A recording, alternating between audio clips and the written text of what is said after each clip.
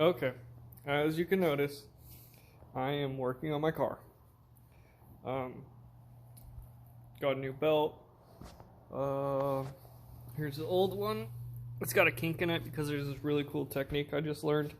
But you can see, anyways, I had it tensioned all the way up. And I was making contact, ate a hole through the cover. So, I decided to go get a new belt, which is right there. Cool way to get this harmonic balancer off is you wrap the old belt through that around the harmonic balancer, and then you bring this side over to the left side and pinch it in there as you're putting pressure on it, and it'll hold it. Breaks loose every time. So amazing. Best technique ever. Love it. We'll use it from now on. Yeah, so let's see if I can do this one-handed. So basically, what you're wanting to do is put it on here like this, and then bring the belt around like this, so that way when you go to take it off, it pinches and it'll hold the pulley for you.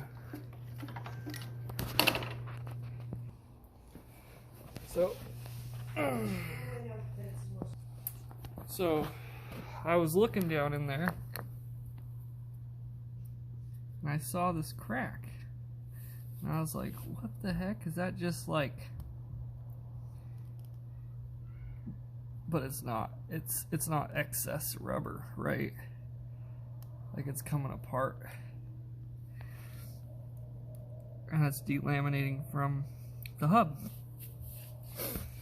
And that's like the third pulley. Yeah, you can really see the damage right here, which is weird.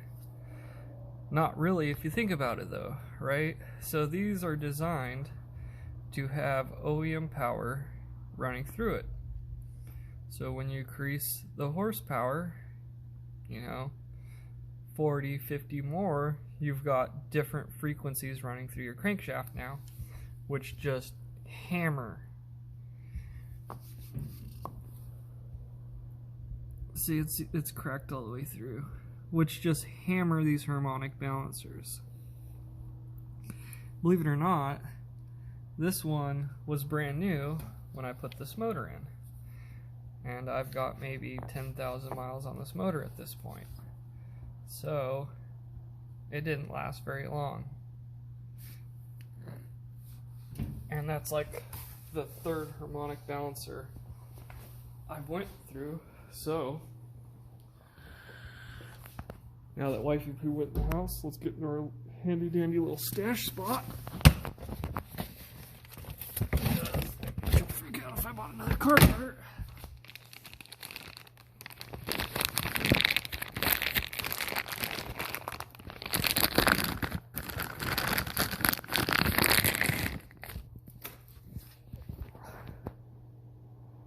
So we went with the fluid dampener. Part number 531101. That is for the EJ257. More than likely it'll fit y'all EJ25s. I don't know because I haven't done the research on that. I know it is for the EJ257 though. If you look inside, it's got a paint mark in there where your keyway goes through, and there's also, if you read the instructions and don't just slap it on, there is a tolerance that is supposed to be between this edge and the snub on your crankshaft where it slides onto. How in the heck you do that while it's on here, I have no freaking clue. But I know it's probably like an out of a car situation where you would have to put it on there and then measure between the snub and the edge of the flange. So what really kind of gave this away for me was I was doing a load test on the alternator and the battery because I was getting some lights flickering like when the alternator goes out. Alternator tested good. Battery is under voltage, which makes sense. I mean, I know that thing's at least 5 years old because I've had the car for at least 5 years now. But right at the 2000 RPMs you got to hold the pedal in for to be able to test the alternator with all the lights and controls on. My car got a really weird vibration, and it only happened at 2000 RPMs. That's what gave me the idea to look at the harmonic balancer, because that helps stabilize the motor, right? So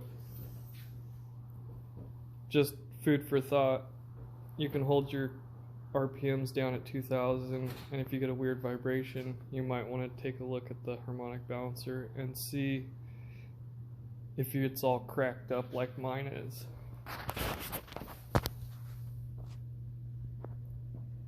And I know AutoZone has one, and they come with a lifetime warranty and everything, so that might be an option where you can swap it out every time it cracks or something. One thing you do need to keep in mind though is you need to shave this down. Yeah, you guys can have the rest of it.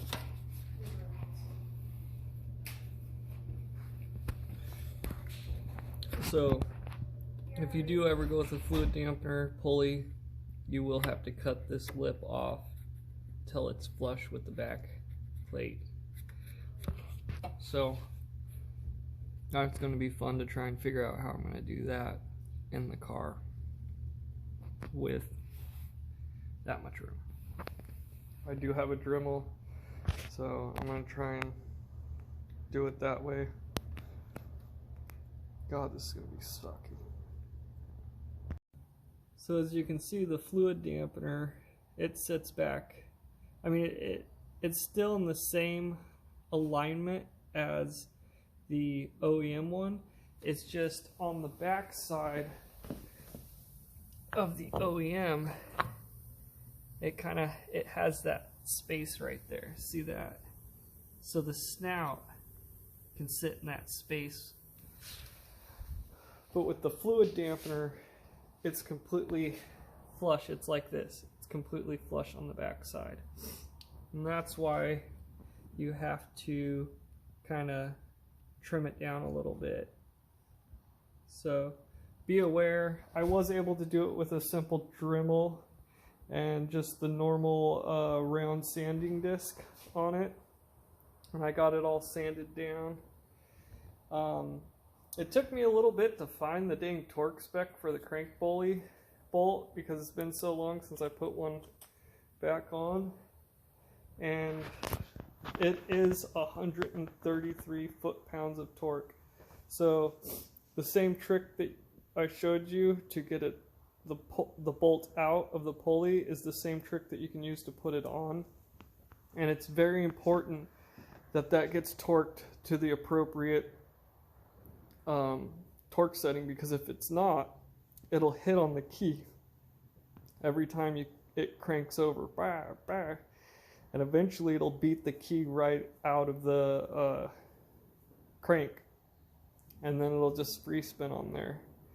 And then if that happens, you're talking like a whole new short block at that point, because you got to replace the crank and everything else, and by the time you buy a crank and go through all the work, you might as well buy a short block. So 133 foot-pounds. Make sure you got a torque wrench that can go that high. So I've got my handy dandy Craftsman. And word of advice, after you're done using your torque wrenches, always set them to 0. If you don't, they can go out of calibration, and it's super important they stay in calibration. So I got the new pulley on. I'm going to go ahead and put this all back together. And because the belt stretched and ate a hole in the timing cover, I think I was going to make another one out of carbon fiber, like the honeycomb, so it matches the diffuser right here and stuff, but I think I'm going to go ahead and skip doing that and just go ahead and possibly get, I'm up in the air about you just getting an $80 Grimspeed one or whatever, or going ahead and purchasing a titanium one from TI for like $150, I think they are right now, or 160, something like that. The only reason why I'm kind of sketchy about that is because this titanium coolant hose that I made, it's pretty close, and the titanium ones do come down and kind of hide the pulley.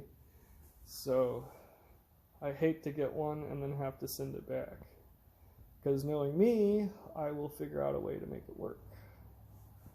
And I really don't feel like figuring out a way to make it work, because if it gets to that point, I might as well just buy a carbon fiber one. I mean, make my carbon fiber one instead of buying a titanium one.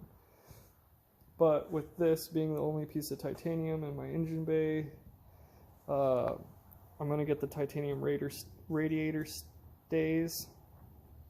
I think I'm going to order those and then order the titanium shroud, and then maybe get a couple titanium bolts to put in here. Like, that would look cool around the shock tower, kind of, you know. So anyways, I'm going to get this back together and then I'll bring you guys back. The new fluidine is on, and we are currently getting air out of the system. Gotta wait until the fans kick on. But my car hardly ever gets warmer than this. So it's always like a 30-45 minute process to try and get it as hot as possible.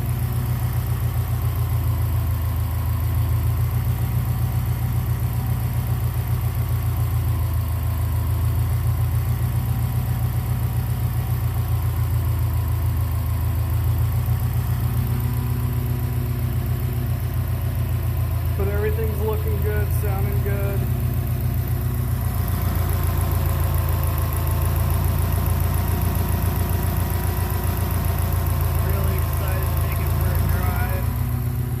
Excited to take it for a drive and see how she does. I want to hold it at that 2,000 RPMs and see if that vibration's gone away at all.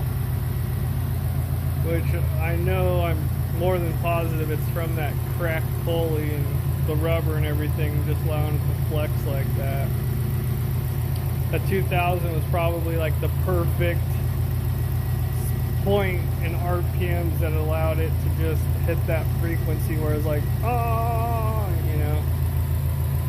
So we'll see. We'll keep running her and see where we're at. Keep getting quite a few little pockets of air popping up through.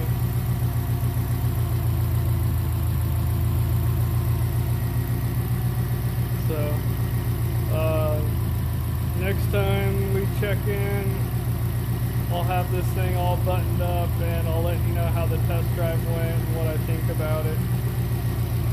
Okay, so it's been about 4 days since I did the fluid dampener.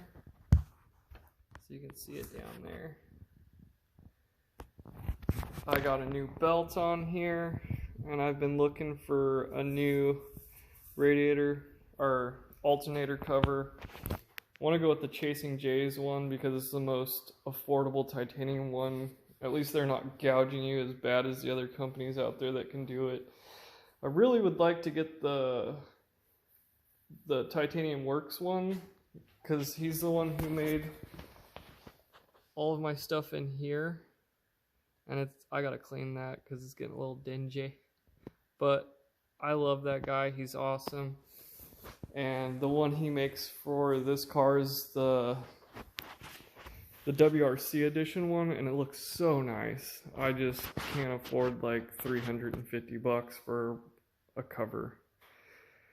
I mean, I'm not to that point yet where, you know, like I mean, I'll get dress-up bolts first before I do that, because I can make this out of carbon fiber, and it'll match this, and it'll match my cap that I made out of carbon fiber.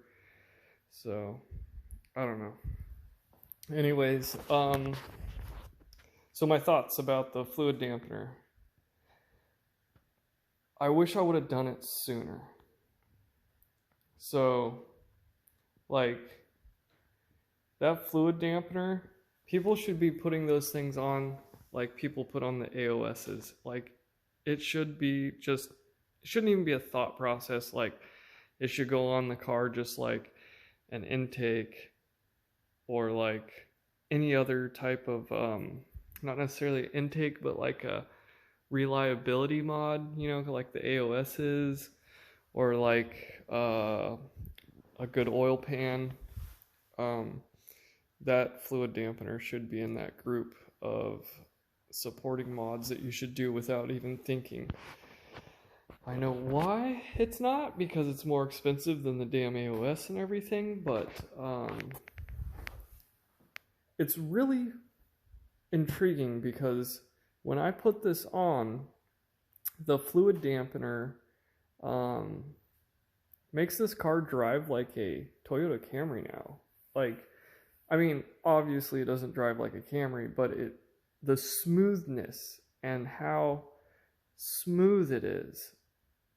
Like, I've got solid mounts in this. I've got the IG mounts, transmission mounts, all of it, right? And I got this, all my mounts have the red urethane in it. Like, that's just what I went with. I wanted to do the metal ones, but I was like, no, I don't want it to be too harsh. But I got some, you know, you get feedback through that stuff, right? Like, the feedback's gone. It's like driving a Camry. That's what I mean, right? Like, there is very minuscule, if any, feedback in my steering wheel now, which is awesome because I know the fluid dampener is like kicking butt, but it's kind of disappointing too because I like the feedback. But that's just personal preference, right? Like, it's above and beyond anything I imagined. Like, I'm still dumbfounded. That's why I waited 4 days to do the update on how I feel about it. I feel awesome, and I think everybody needs to have one. That's how I feel. But these are the things that I noticed, right? So, also, you would think with it being heavier that your revs you'd get like a little more of a rev hang. No, that does not happen at all. The revs, it's the same. There's no rev hang. And shifting is like butter now. Like, it is so easy to shift. The drivability is better. It's not as jerky. Like, that's completely gone now. The shifting from first to second to third, all that is just amazing.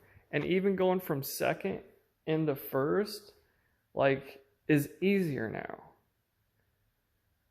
And I know why, but it just blows my mind that just an extra, pound of weight on the flywheel did all that and smoothed out the car. And just like daily driving, right? When you're in town, if you do a lot of in-town daily driving, get a fluid dampener, because it's going to make that in-town driving a dream, because you're going to have the power of your sports car, but it's going to drive and shift like a commuter car should, right? Like, it's not going to feel like you're in a ratchet ass car anymore. It's going to be smooth like it should be, like just fluid. And oh my God, I can't put it into words because it's so nice, you know, like, it's just smooth. And I hate to keep saying smooth, but it's all that comes to my mind. Like, that's just the best way to describe it. I enjoy it very much. It took me, 10 minutes worth of driving to get used to it. because it shifts different now and everything, and it's smoother, so I don't have to go as high in the RPMs to get that throw to happen and everything. And the downshifts, like revving it and everything, it comes up, drops off like it's supposed to. Like, there's no real noticeable difference, even with that extra pound on, other than the fact that the whole car is fucking smooth now. It's just amazing. Like, the quality of the car has went up significantly. Like, if the driving experience was like a 7 before, it's like a solid 9 now. So if you guys have any questions or anything like that, hit me up in the comments. I'll do my best to answer them. If you guys, I'll try and make a driving video of it and everything. I'm going to make another video too here real soon, because I just did the oil change on this. Like the last video was my oil change, and I wanted to get one of those Fumoto valves to put on the oil pan, and I didn't think about this, and I wish somebody would have mentioned it before, but you can't put one on this car, on the IAG pan, because the hole for the oil is directly in the bottom, unlike the Killer Bee where it's out the side. So you can actually put one of those valves on out the side. You can't put them in the bottom because they're like that fucking long, and then your already longer oil pan will fucking drag and hit everything, right? So something to think about if you are debating on oil pans. I mean, IAG is awesome because it's got a gasket and you don't have to RTV the shit out of it and everything. I'm like, so sorry, I'm going into a whole nother video, and this is supposed to be fluid dampener. Yeah, so 10 out of 10 on the fluid dampener. I love it. All my cars from here on out will have to have it budgeted in, and I will do it a lot sooner on the rest of my builds, especially for the Honda when that one's coming up. I'm going to try and get one for the Chevy truck now. I didn't even do a build series on that, and I really freaking should have, and I'm kicking myself in the butt. But I mean, like, I got a Chevy 350 out there, 1976 pickup truck, 4-wheel drive, all 3/4 ton running gear and everything. And everybody's killed that motor 1,000 times over. So, you know, like, what more can I show you guys that a million other people on YouTube haven't already showed you with that car? I know this is overplayed too. Same motor for 20 plus years. But, yeah, so maybe I'll start bringing you guys along with that truck. It's done. The new motor's in it. I just have to do some brake stuff and everything. But hopefully this summer I can get the Honda CRX in here, and we can start ripping into that thing, because my wife's, you need to sell that, yeah. And I've had CRXs since I was 13, was my first CRX I bought. And so they got a special place in my heart. This one's been wrecked, and I had it straightened out and everything. There's a pretty good dent in the quarter panel. So I'm going to cage it. I'm still debating whether or not we do front wheel or rear wheel drive in it. So there's the fluid dampener, guys.